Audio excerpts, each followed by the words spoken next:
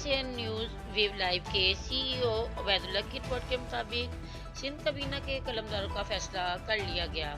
नासिर सुशांत शाह को कौन सी वजारत मिलेगी? तजियाकारों ने नई वफाकी काबीना को 19-20 के साथ निगरान हुकूमत और PDM-1 की एक्सटेंशन करार दे दिया।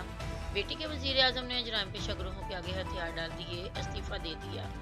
IMF अगली किस्त जारी करने के लिए मुज़ाकरात के लिए कब आएगा, जानिए। नून लीग की कौन सी दो अहम शख्सियात ने कोई भी हुकूमती ओहदा लेने से इनकार किया? नवाज शरीफ का क्या रद्द-ए-अमल था?